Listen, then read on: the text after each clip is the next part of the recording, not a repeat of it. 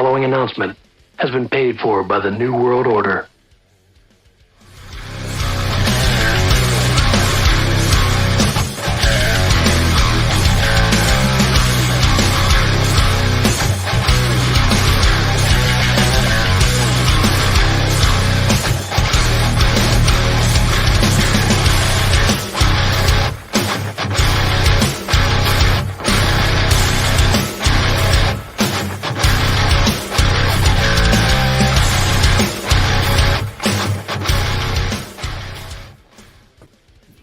Good evening. Welcome to this Couchcasters podcast. I'm your host, Jeff. This is my buddy Parker, my boy Scott, my boy Murph down here. We're going to burn on some SEC football, some Alabama football again. This is week 6. Just want to open the show. Thank all the subscribers. Thank everyone joining us, whoever it is, wherever they are, whenever they are.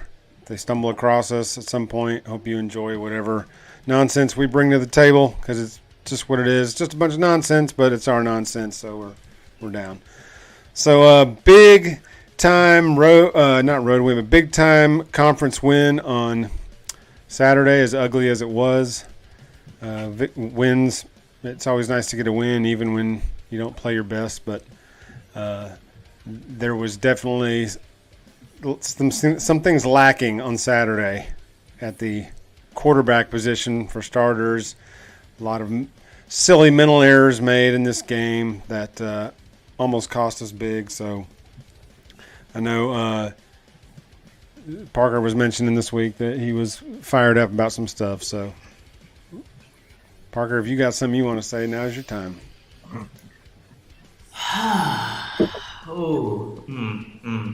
Well, gentlemen, you know what grinds my gears? What grinds you, Parker? Well, what grinds my gears is I'll take the L from last year. Last week.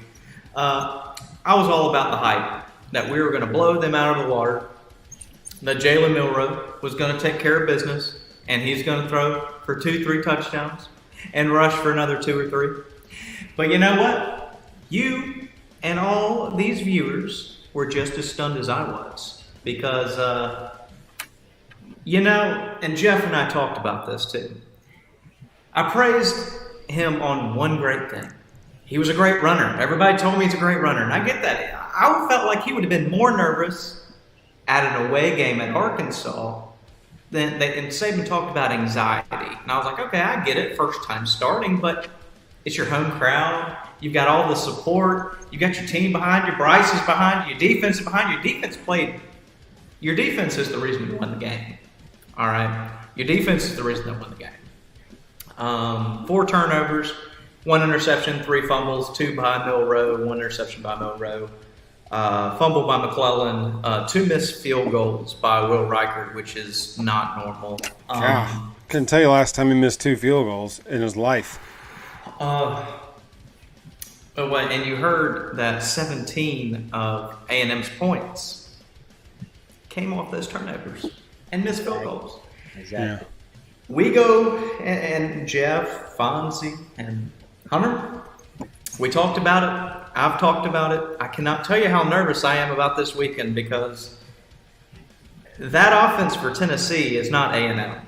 They're the number 1 total offense in the country right now, and there's a reason for it. They run that hurry up too. They run that Malzahn. They run 90 plays a game. That Malzahn goofy quick snap, run to the line of scrimmage huddle stuff. I hate that crap, but it's effective. That's why they run it. So, it works. I saw it in person on Saturday. I sat there and watched them run it on Saturday, and they ran LSU out of the stadium.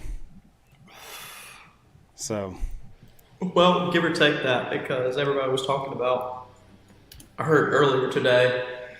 A statement was made, LSU's defense is not that bad. I was like, okay, they don't have to be that bad when their offense doesn't give them a chance to even be in the game. Yeah. We've seen that time and time again 2016, not to say it was a terrible team, but the defense was one of the best I've ever seen, but the offense was way behind. And we've seen that. You have to have at least a balanced offense and defense. But if you rely totally on a defense nowadays, which I'm a defensive player, I'm all about how much a defense matters in a game. If your best thing is your defense, nowadays you're going to lose. It's unfortunate, but it's the truth. That's what grinds my gears, everybody. Sorry. Well, we're just getting started. So it wasn't.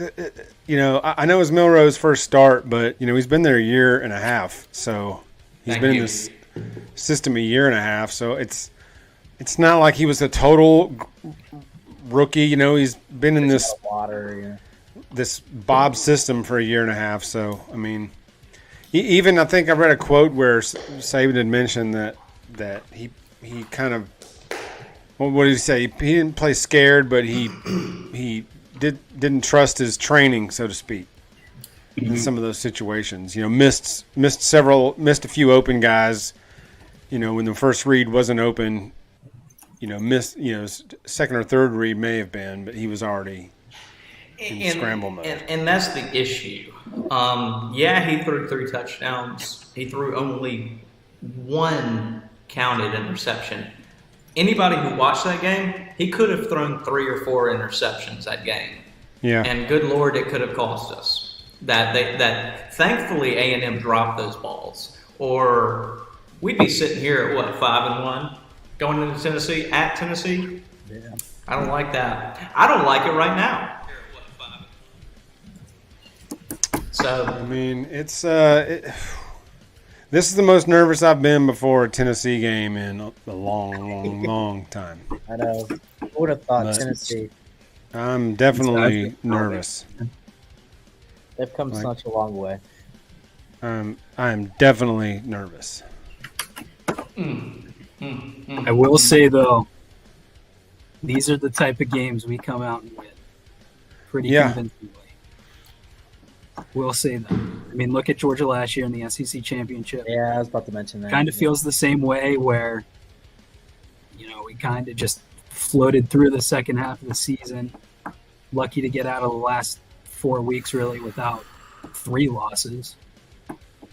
Well, that was the whole issue. We just now started the second half of the season. Yeah.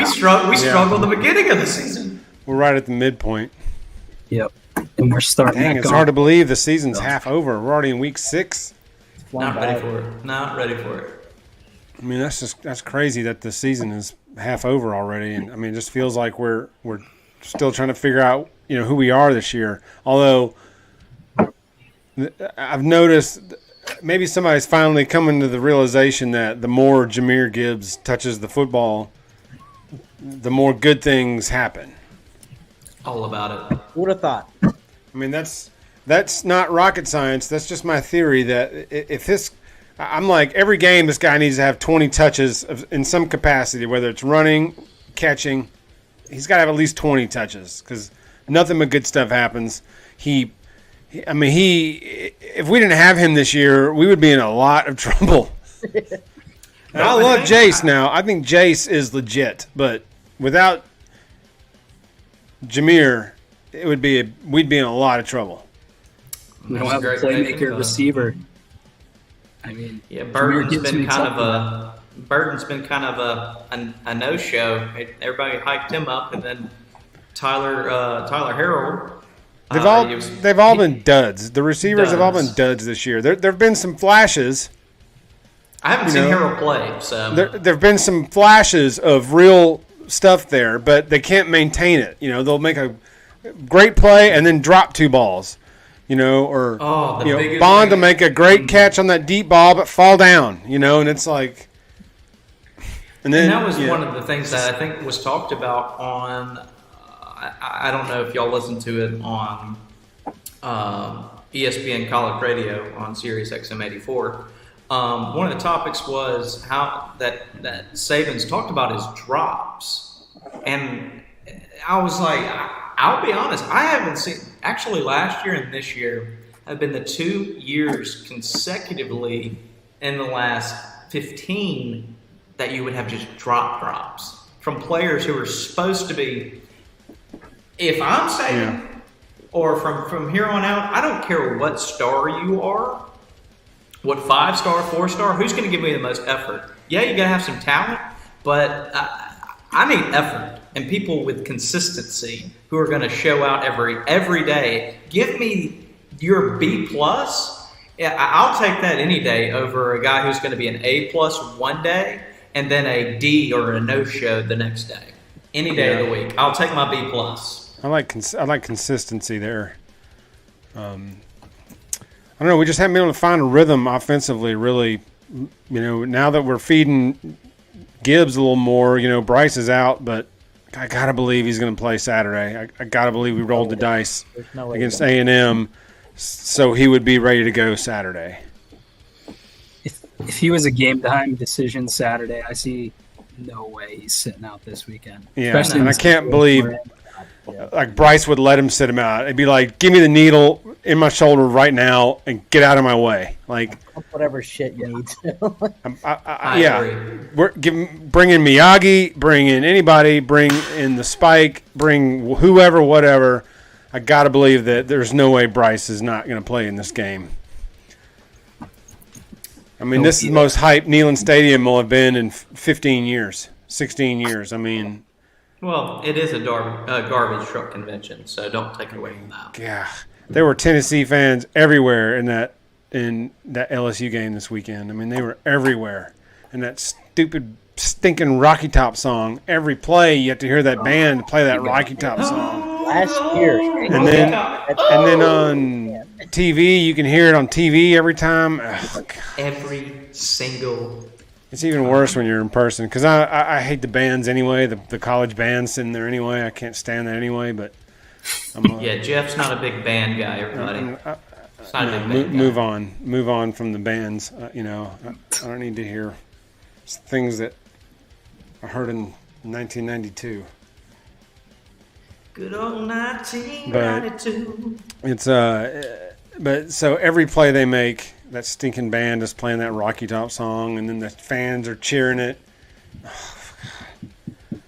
But, good for them. They know everybody hates it, and when they're good, they just pound you with it. So, I mean, good for them.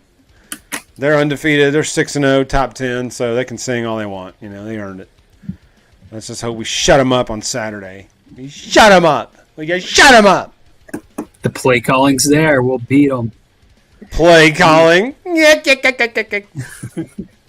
Jameer Gibbs. Saturday. I think that drive McClellan fumbled. Jameer Gibbs rushed the ball 3 or 4 times that drive, and Milroe had a rush. All of them were for 5+ yards, and that play wasn't necessarily McClellan's fault. Yeah. That was a hat on the ball, wasn't it? Like he put the helmet on the ball, didn't he? It was just bad timing. I mean, it was just bad timing. Play, yeah. But just bang, perfect play, perfect placement, knock the ball out. Around in that corner. I mean, we had a disastrous second half of the second quarter, really. And right there, put Jason and Walter Nolan. Perfect play. Something about A&M's backup quarterbacks, just give us fits. And I can't, honest to God, I cannot believe Gumbo Fisher didn't run the ball on that goal line in the last play of the game. You and the rest of the country, anything but what he did. Dude, we were cooked, man. We were shot. We were done. We were cooked. And had he handed that ball, I couldn't even watch it. I just had to turn around. I stood up in the living room. Down in Louisiana, I stood up and turned around in the living room. I couldn't even watch that last play because I just knew they're just going to hand it off. He's going to walk in the end zone because, we're just gassed. And did we have any timeouts? Did we even think about taking a timeout? Just slow them down. I don't think we did. I don't remember the timeout sitch. Yeah. We had 2 going into that final drive, and we used 1. And they were really, really driving around the 50-second mark or so. We're pertinent to not use our timeouts, by the way. We can't use Big Sabes likes to roll into the locker room, especially at halftime, with sometimes 2, 3 timeouts. All three. No timeouts. Don't need them. Sometimes he'll let the clock run all the way out, and then in the interview going off the field, he'll gripe about time management at the end of the first half. I'm taking a timeout right now. End of the game. Yeah, so, Heated. I'm heated, boys. I'm sorry. It's been one of those weeks. Well, and here's something else that I noticed is, this is always the Bam and me coming out griping, but how you have 11 hurries, 12 hurries. How many hurries did we have? Does anybody know how many hurries it was we had? 11 We had a we had 11 lot of quarterback by Anderson hurries. by himself. Yeah. 11 Anderson by himself. And you're telling me that A&M didn't hold on a single one of them? oh, we already know that. We've seen the photos of it. I mean, I was going to these say, are botched the calls. highlights right before this, just 18-minute video. It is just a condensed game, basically. And, Yeah. And I don't like to gripe about holds because Will Anderson, Right. let's be real, like, no one's stopping him. The only way you can stop him is to. Unfortunately, has is to to hold dictate him. the game in a Yeah. certain way by not calling it.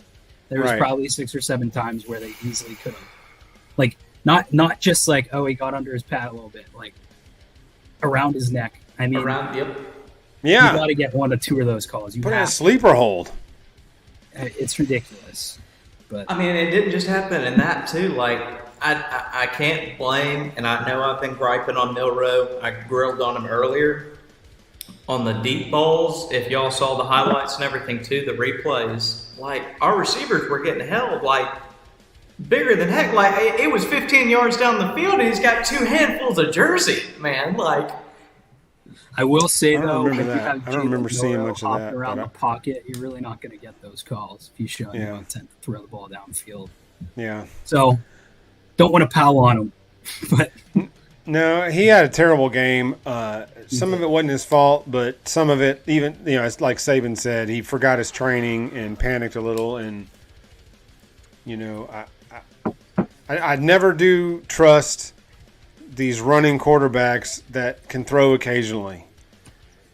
You just can't win consistently with those guys. Like, Bryce getting injured, running around the sideline like that. When was the last time you saw Mac Jones anywhere near the sideline? Yeah. But he stayed up right But the Tua- entire that's what happened season. to Tua. that's what happened. To Right? Tua It's doing like the same guys thing. that get outside the pocket and are these freak athletes. Land on their shoulders, land on their hip, get their hip snapped out, land on their face. And Mac, I don't think anybody hit him all year. Now, a lot of that was because the offensive line was beast mode, but a lot of that also was because he just stayed in the pocket and got rid of the football. He wasn't, jingling, jangling in there and then breaking out to the outside of the pocket, waiting until the very last minute, trying to, make a 3-yard completion on the sideline. He just got rid of it. Next play. Got rid of it. Next play. Hey, sometimes you got to punt. All right, next time. Boom, touchdown. It's like, Tua, Bryce, they think it's they got to just make a play at the last minute. They can't just throw the ball away and live to the next down. It just drives me nuts. And that Bryce's injury was all on him. He had ample opportunities just to toss that ball out of bounds once he got out of the pocket. And even when Drew Sanders got him, if he just tucks and falls normally and takes the sack, it's fine. He just rolls up and hops up and next play. But for whatever reason, at the last minute, he funky threw it, landed funky, and then, the rest is history. And it's like, I don't understand these guys, man. Just live to fight another day. You don't have to risk your season for that one play. Yeah, Especially that early on. Like if it was playoff needed, let's say it's game 11 or 12 against Auburn or somebody like that, and we needed a play like that to even get to the SEC championship, to get us that. Now when this playoff changes to 12, I think that's going to make the SEC the championship less valuable. It's still going to matter, but it's going to be less valuable. Gives you the automatic bid. But even last play of the game is the only time you should ever do a play like that. If you've got another down to run with this ballers that's on this squad, or that Tua squad, you roll to the next one, go to the next down. I don't know what ballers we have on the offense, Jeff. I don't know. Besides Jameer and Bryce, Yeah. I really don't know. I don't. We have talent at the receiver position. Yes. But it's not just about I don't want to I blame need it a all dog. on Bob, but I think it has a lot to do with it. I mean, Yeah. Henry Ruggs, for example, is not a great route runner. No. No, he's just fast as He hell. ran Speed slant, kills. and if Speed he got kills. the ball in his hand quick, he could run. Yeah. Kobe Prentice Yeah. can fly. He's scored on 2 or 3 slants this year. Ja'Cory Brooks is a freak athlete. Run him short. Give him a curl. Let him make a play. Yeah. Instead, we're running all these, complex routes downfield. The crossing routes have been working great, and we run it, what seems like 4 or 5 times a game. Yeah. I don't think our receivers have played to what they're capable of, but I also don't Agreed. think we really cater to them either. So maybe this week we open it up. It's like a bad combination, of 22. the receivers not, taking the opportunity and going, and play calling not putting them in the best positions. That's what was so great about Sark, was that the mismatches, he always lined up those mismatches. I mean, in that championship game, he shifted whatever and wound up Smitty getting covered by that linebacker. And he just ran right by him, even run a route. He just ran right by him, and Mac just teardropped in his pocket, and he left him, touchdown. I mean, he didn't have to do anything. He didn't have to run a route. He just ran straight by him. It's all about mismatches. That play we were on the goal line where Smitty went in motion and then scoop and then went right back, and we just threw it on a little swing pass to him, and he wound up, there wound up being a defensive end out there. He just ran right by him into the end zone. It was the mismatches he created were amazing, and I have not seen that from O'Brien, is creating those mismatches, like Gibbs on a linebacker, or spreading them out where a safety has to come up and cover Gibbs in the slot, or something like that, or shifting or motion or something. I just don't see that from O'Brien. Well, like even I did. I mean, Gibbs is by far our best playmaker. Every route he runs is in the flat, Yes. or he stops 3 yards from the line of scrimmage. Like, why don't we let him just cut upfield a little bit? Yes. Give him 8 impossible yards, to guard. If he catches the football, he's probably scoring. Yeah. He runs around him. I mean, he's the linebackers clamp down on him. he's a matchup nightmare for 10 of the 11 players on somebody's defense. Maybe somebody's top tier cornerback, could man him up. But if a safety or CB3 or 4 winds up on him, or a linebacker or something, it's over. It's over. But you don't see Bob taking advantage of that mismatch a lot. You don't see that. It's my biggest complaints with him.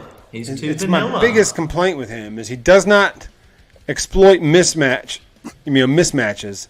and then he just doesn't seem to have a feel for how the flow of the game is going. Although he did run the ball more Saturday, but he ran on first down 99% of the time, and then threw it on second down 99% of the time. The entire game, first and second down, run, throw, run, throw, run, throw, run, throw. It never changed. So I was like, yeah.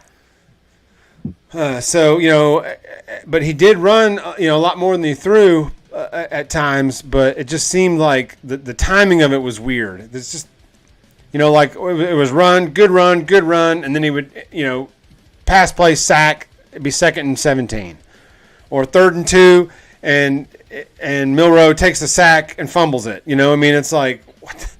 Why 3rd and 2 are we running that pass play? Granted, we ran it more than we threw it, but how come on 3rd and 2 it wasn't some kind of running play or something to Gibbs? It was a pass play to Milroe, sack, fumble, turnover. It's like, even that game against Arkansas, we were on the goal line when Bob called that pass play, and it got deflected and almost picked off, and Saban was like losing his mind. That's the kind of stuff I'm talking about. I'm like, run the damn ball. Like, that's not how the game is. The flow of the game, we've been running it all day. Go with the flow of the game.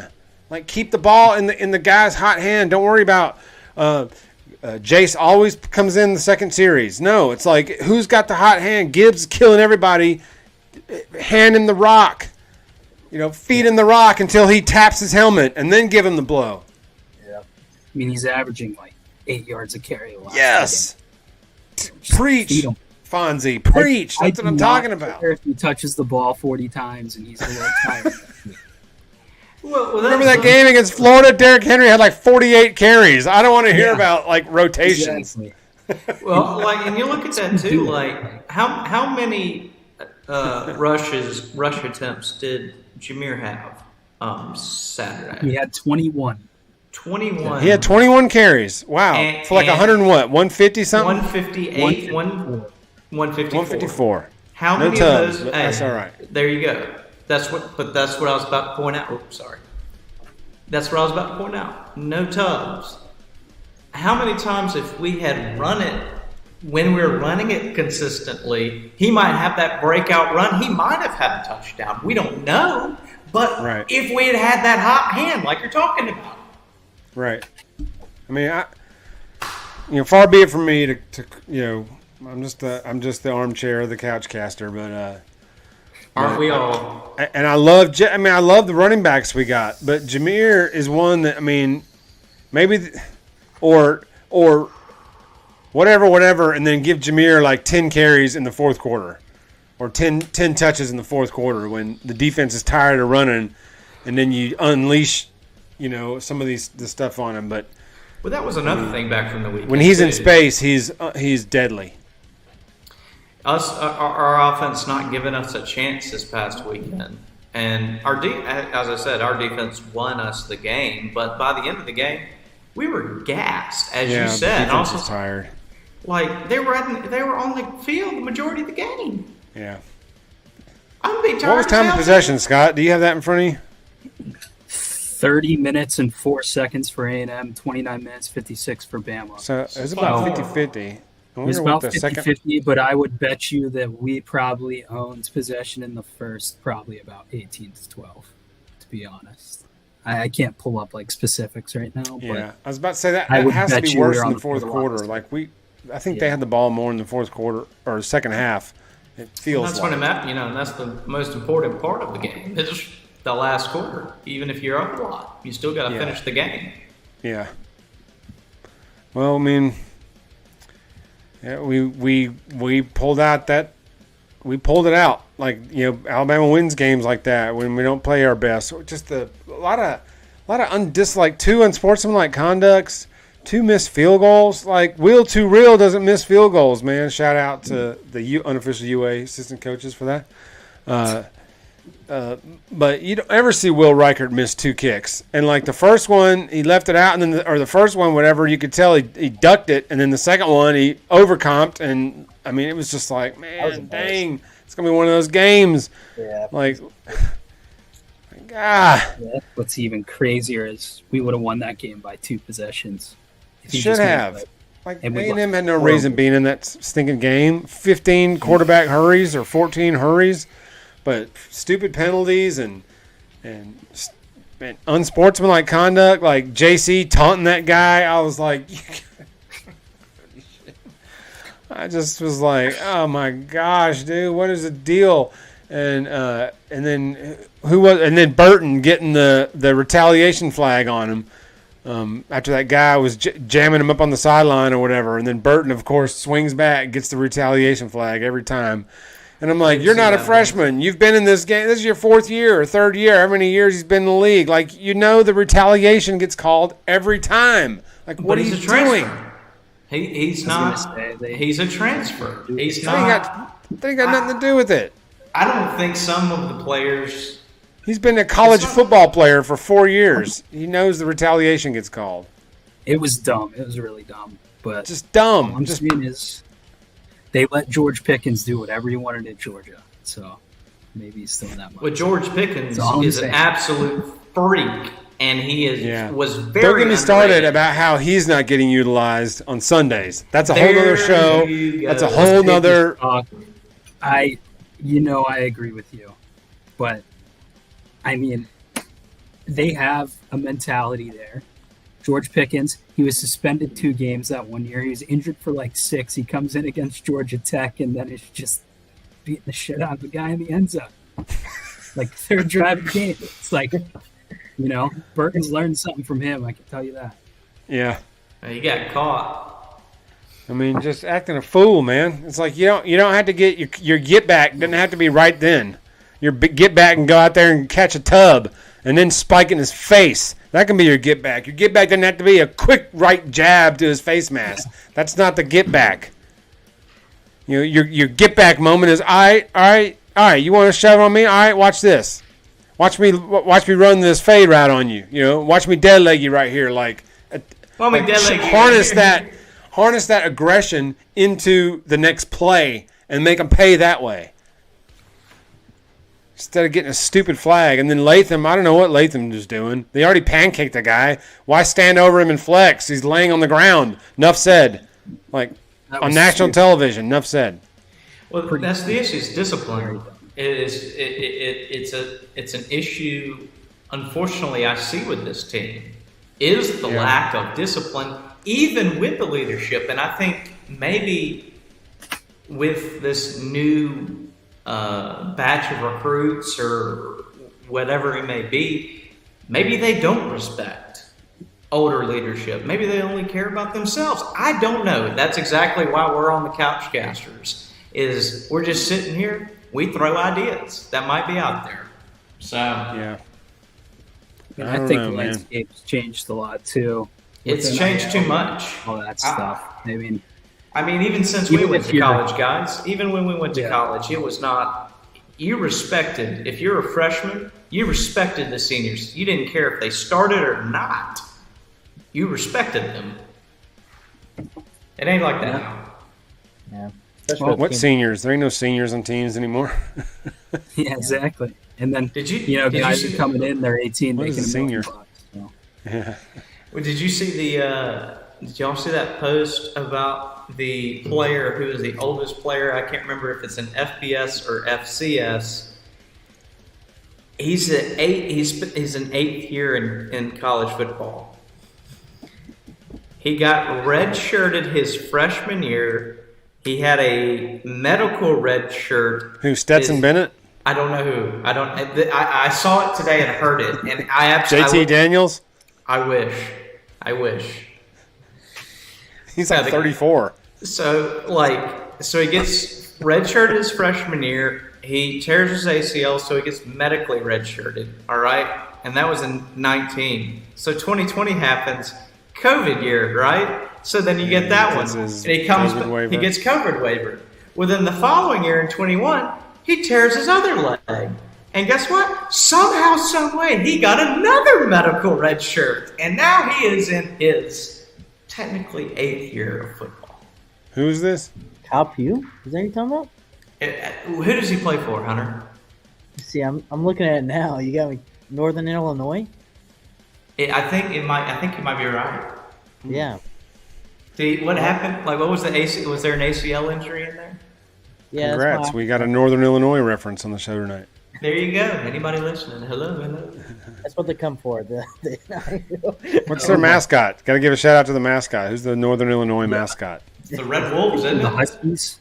Oh, I thought it was the Red Wolves. Oh, yeah. Is it the Huskies, right? Yeah, it is the Huskies. Yeah, Michael the Burner Turner, Northern Illinois. Came into Tuscaloosa and won. Whatever year that was. I can't remember what year that was we lost to them. That was 1990 something. I don't know. Yeah. Glad I did not care about Alabama in the 90s. I wasn't alive for most of it, but you didn't miss much. Nobody else did either. Apparently, not even our own coaches. I sat through that misery.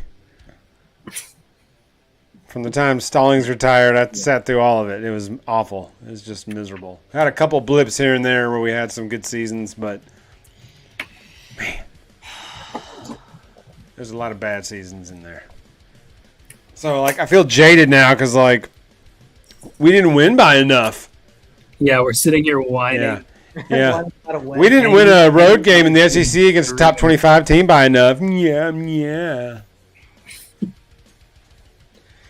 It's a great thing. Yeah. Huge rivalry game in Tuscaloosa, A&M. Oh, we didn't blow them out enough. Here I am griping about it. But it's you set the standard too high, pal.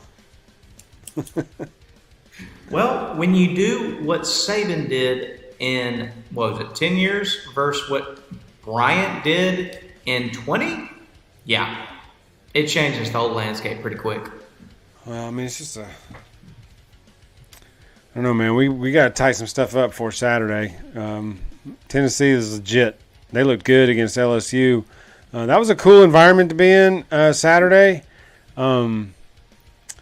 It's much louder there than anywhere else. I'd forgotten how loud it was there. Of course, it wasn't very loud by the third quarter. That game was pretty much in hand pretty early. But when that game started, it was pretty loud in there. It was pretty hype in there.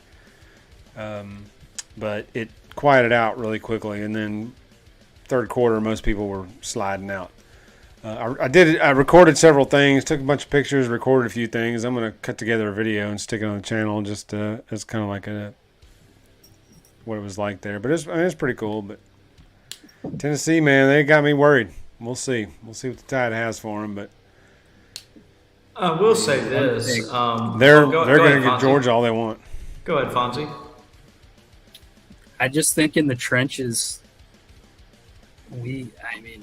certainly defensively, our front seven is going to have a field day on their offensive line. I hope. Saying that, right. they also have Wait the probably the guy that's second in the Heisman running right now at quarterback. Hendon Hooker. Yeah, That dude is He's legit. phenomenal. I've watched him all year. I think I've missed maybe Bowling Green and one other game, Akron maybe. they've got a really good running back too. Other one. Yeah, they have two really good running backs actually. Number 2 is the one that I was thinking of. I can't remember which one's which, but they have Small and Jabari Small and someone else. I think Jabari Small's number 2. I think that's who he's referring to. Jabari. Jabari Small. Anyway, I think our pass rush will have some success. It's just limiting the big plays. And if our offensive line can, somehow play really well. Well, their starting safety's gone, right? He just got arrested for some kind of assault or something. Yeah, their secondary's pretty rough. Their front seven's pretty good. But it's all going to matter on the calls, too. You could have the 11 quarterback hurries again, and then you don't make a sack. Nobody makes a call, then what's it going to matter? You can have all the pass rush in the world. Well, at least it alters the play. Yeah, exactly. If we can just disrupt a little If you bit. hurry him enough, it alters the play. I don't think Hendon Hooker's really had to face that yet this year. Florida had some success. Our DBs haven't had to face receivers like this all year. Most receivers. That's fair too, but they got some. secondary's pretty good. I know I know, and that's the thing. A&M doesn't have slouches at receiver. I know Evan Stort's a true freshman, but that dude's probably a first-round pick. He will be. And guess what? Mark my words, he will. He gets a better quarterback with him over A&M. They'll figure it out, hopefully. Maybe not. Yeah. Well, it's like you said, if the defense can just continue. I love the Braswell, Turner, Will Anderson on the field together. Package. I love that. I love that pairing. I believe they ran it 21 times Saturday. It works. Were all three of them blitzing? Were all three of them pressuring quarterback? Was that the niche of it? Was all three of them were coming? Is maybe 2 or 3 linemen and then have all 3 of them in. And maybe Henry, 4 DBs. Can you imagine that? That's definitely. Can you imagine if Henry was good? That would be awesome. And Drew Sanders at middle linebacker, we might be okay. Drew Sanders blew off my TV, so he just popped on my screen. So I don't know if he's out. I don't know if he's inside, outside backer, but Henry's. He's all over the place. Very high. Did y'all know that he is all over the place? I'll give him that. Moody did not play Saturday. Yeah, he was injured. He was injured. Well.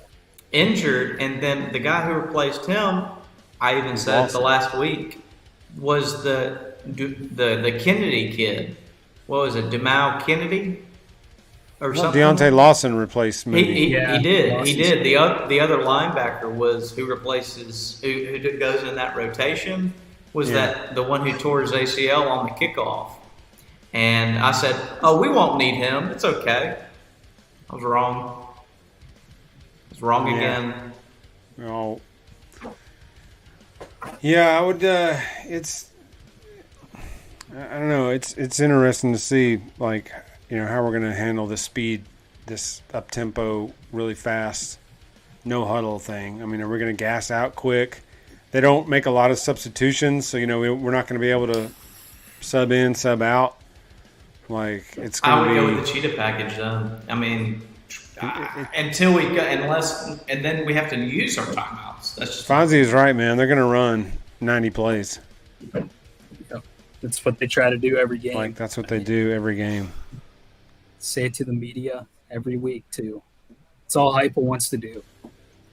He doesn't care if he gets 400 yards or he's averaging 3.5 yards a play. He just wants to run 90.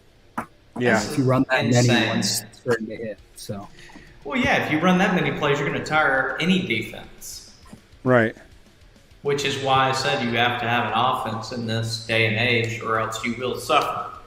Yeah. I think when we had the Tua offense, the two Tua offenses, and the Mac offense, I think if it got to a competitive game, we might run 65, 70 plays, and we are one of the best offenses in the country.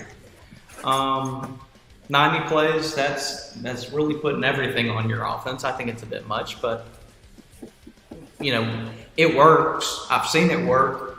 So, I mean, it's definitely something to keep an eye on. Mm. I just don't. I don't want to get into one of those Clemson games where Clemson ran 99 plays in that championship game, and we couldn't get a first down. So no. That won't be an issue if Bryce is playing. But if Milroe is playing, I'm just terrified of another 2016 Clemson game where we just can't get a first down, we can't complete a pass, we just can't make the play. And the defense, best defense that I've ever seen was that 2016 defense, and even they ran out of gas against an elite level quarterback in Watson. As much as everybody wants to hate him, he was a phenomenal college quarterback. Well, I mean, and we had him for most of that game, and then we just ran out of gas. If we get one first down in the second half, he never has the opportunity to drive it 99 yards on us, So it's like that's what worries me about Milroe is the inconsistency and the lack of being able to sustain consistent drives consistently. If that, too many 3 and outs I see with Milroe playing. Like there's not enough of a threat throwing the ball, so the safeties will roll up, and I don't know, man. It's the two things. You got two. He didn't wow me throwing the ball. You got two things going against you with it. You've got if Milroe plays, and you have Bill O'Brien calling the plays. If you were to at least have Lane Kiffin or Steve Sarkisian calling those plays for Milroe, you would have something I would think now as a Jalen Hurts product. Yeah, he wouldn't be developing the passing game as well, but damn sure he could run the ball. And they could put 8 people in the box, but guess what? We're going to get at least 3 or 4 yards, okay? So, but we got a double-edged sword right now with somebody who's predictable to pick up on play calls, and he's very vanilla. I've already stated that time and time again. And then you have Milroe, who I feel after Saturday, he is not. I wouldn't be as threatened by him passing as running. That's obvious, but everybody knows that. So I don't think there's any way in hell Bryce doesn't play Saturday. I don't think Saban will announce it until they trot on the field for the first series. Other than that, he's going to make Tennessee wonder all week. that Bryce Young is. I'm calling it here, Jeff, on a Tuesday. I'm calling Bryce Young to be the starting quarterback to lead out the offense on Saturday. I called it last week that Milroe was going to be the guy. I was right. That might have been the only thing I was right on the whole weekend. Blind squirrel finds a nut, right? Hey, blind squirrel finds a nut every time now and then. So, but yes, no, I think Bryce will come out there even if he isn't 100%. Being 85, 90%, it gives us a better chance. Well, it's just all about. Apparently, he's had this injury before and recovered rather quickly before, so I think there's optimism there.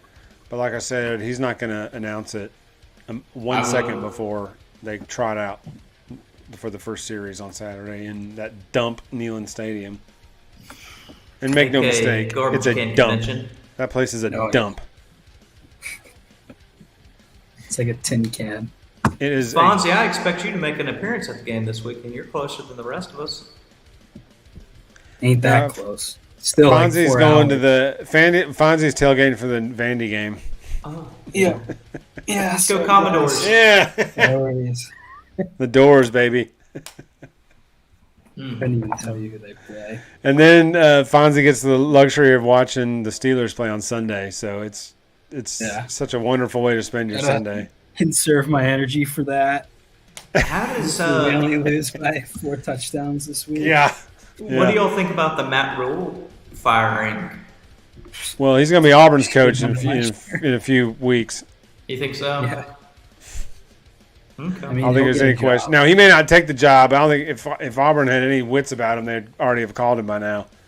I'm pretty sure. Look, we're going to blow this. We're going to blow this Harkin out, or Harbin, or whatever his name is. We're going to blow him out here and in a week or so. You know, once they get waxed again, by this week by Ole Miss, we'll blow him out of here, and then you can take over. We'll have an interim guy, and then we'll blow him out of here, and then you can have the ship.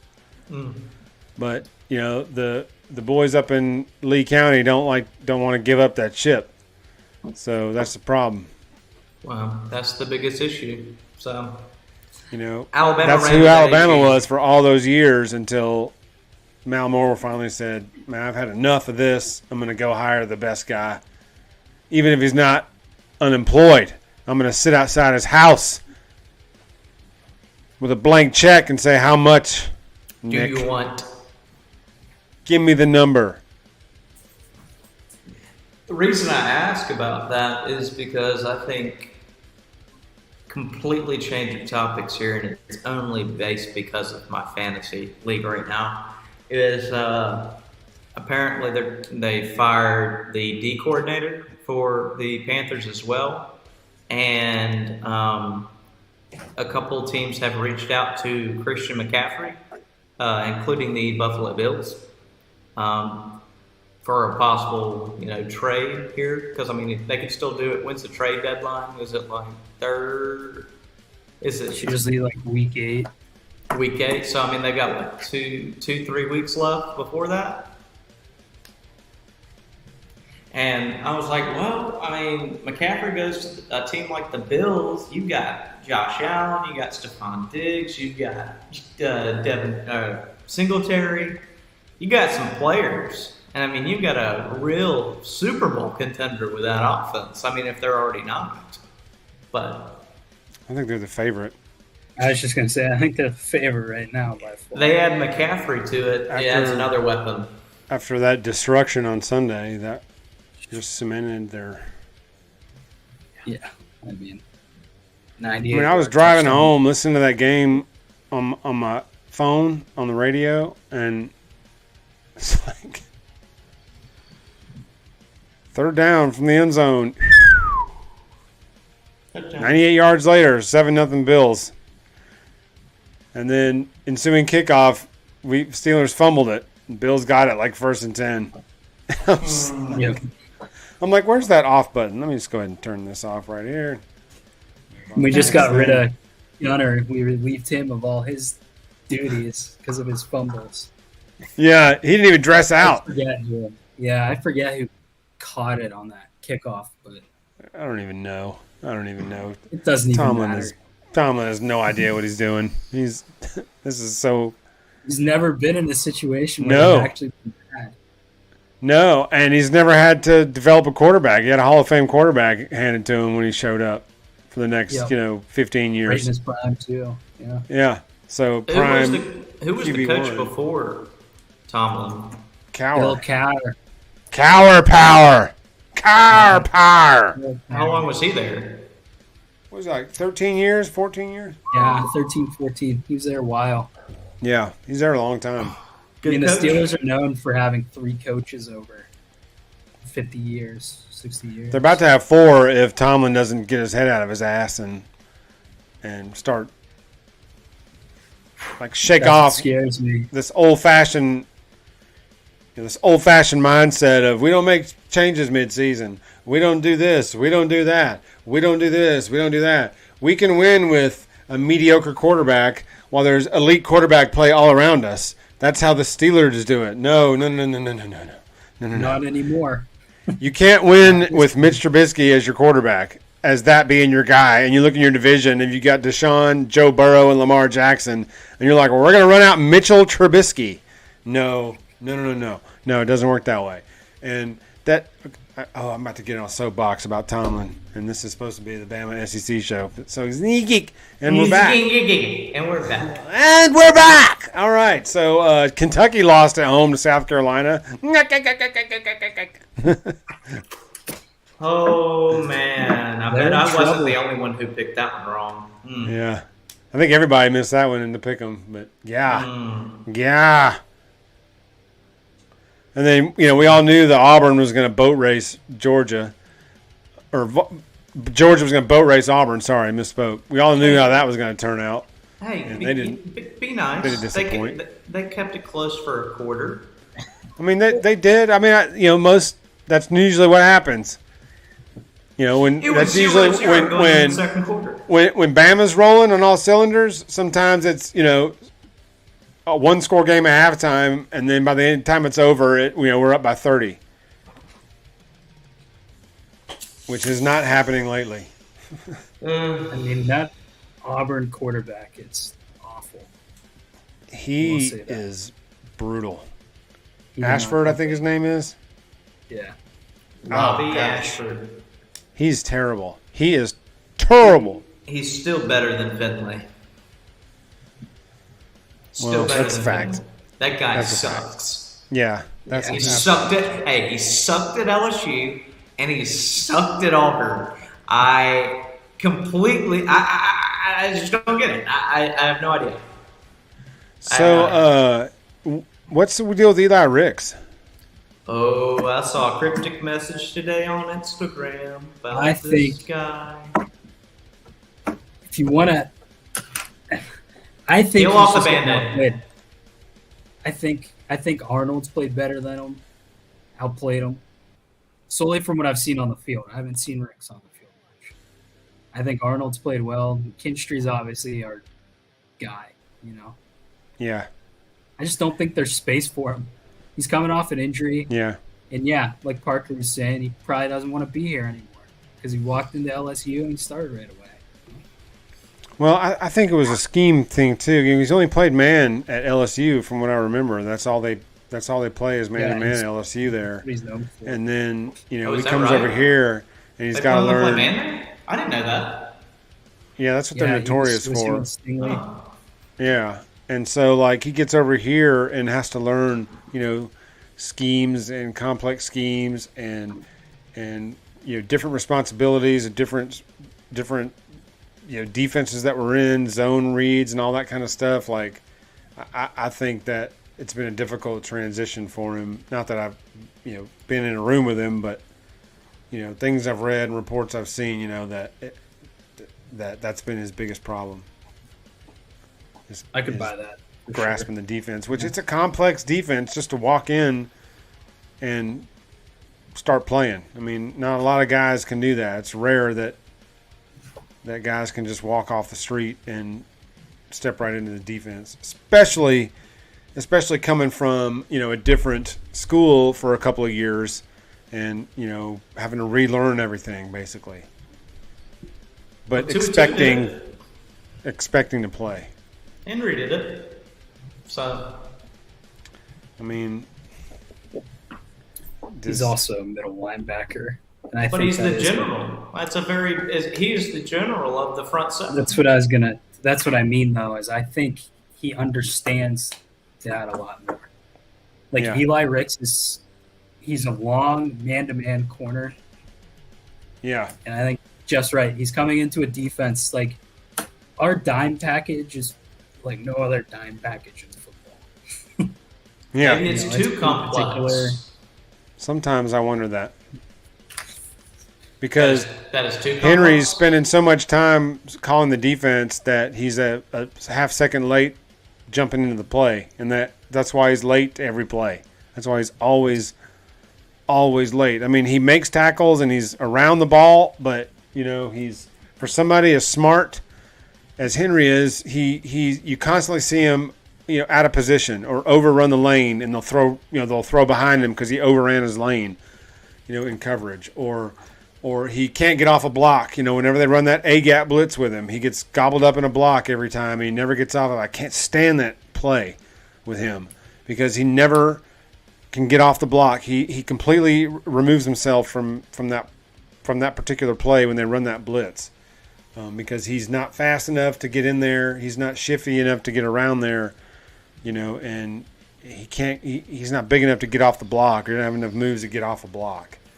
But he can put you in the right spots, but then he can't get himself there in too many critical plays, too many critical areas. Now he'll lick you.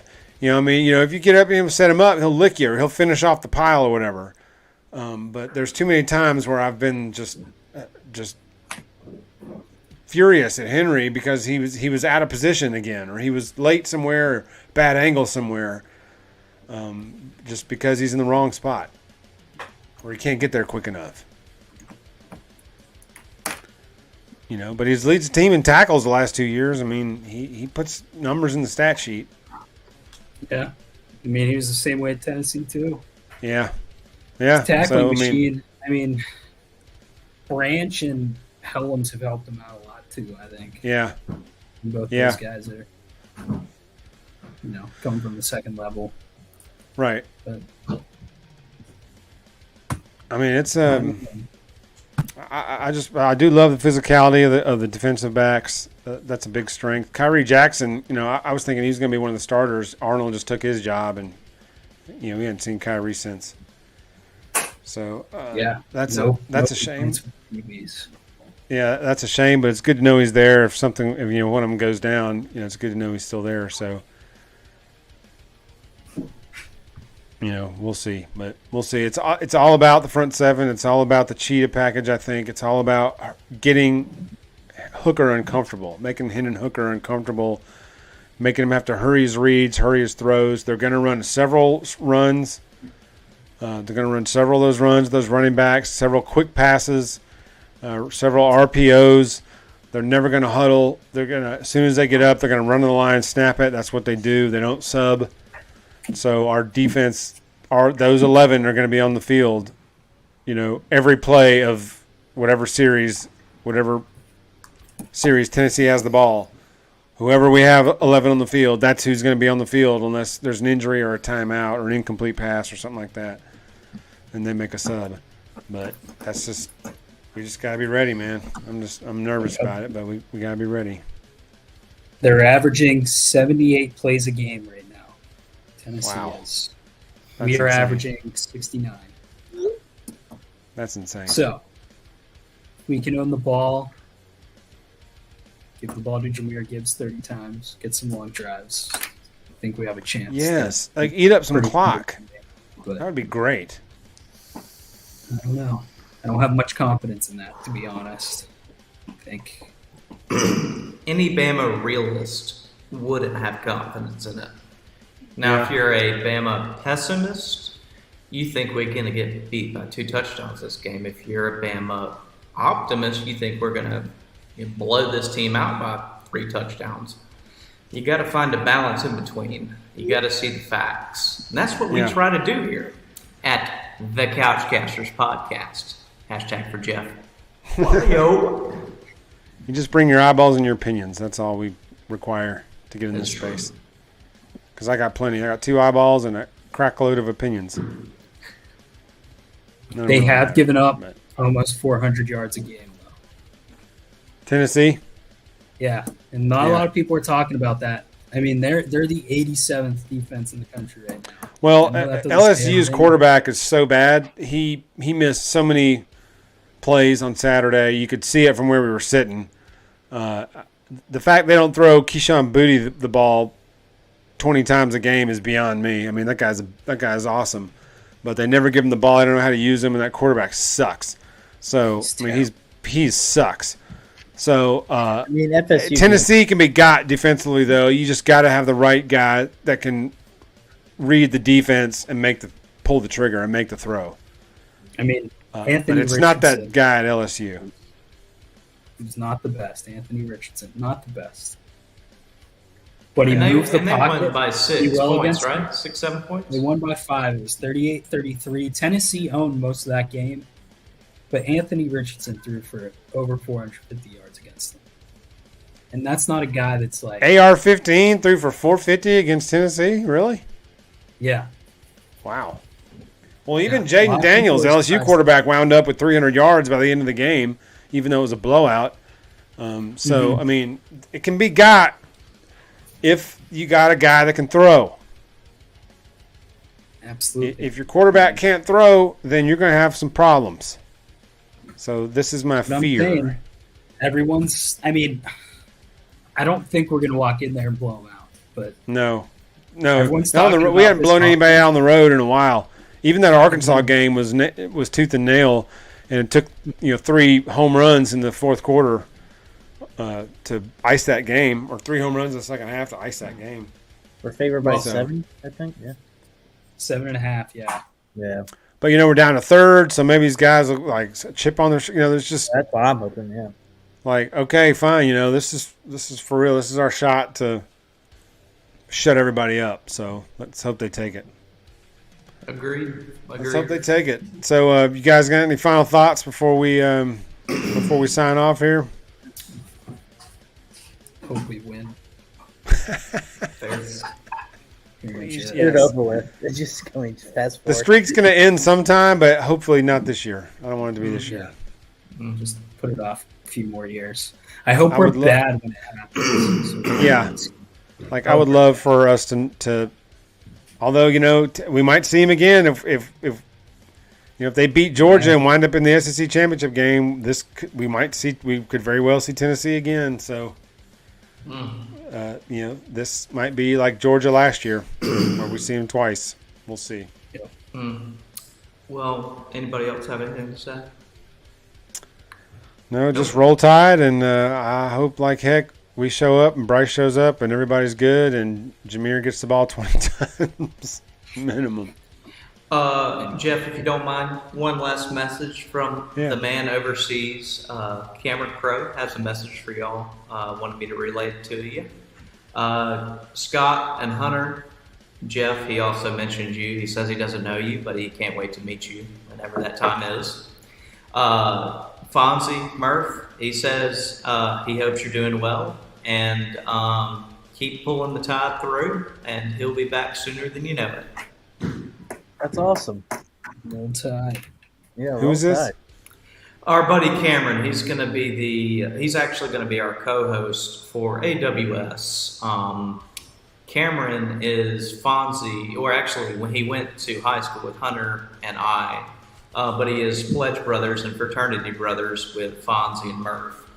So he's a good dude. He's over in Kuwait right now, doing some service for the U.S. military, and ready for him to get back in March. So cool. Let's hurry. Let's get him on back, people. Let's get him on back. Yeah, that's good to hear.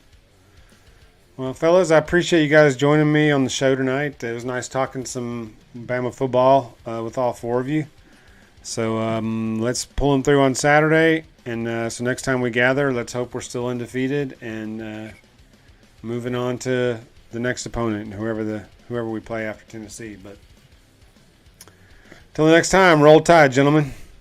Roll Roll Tide.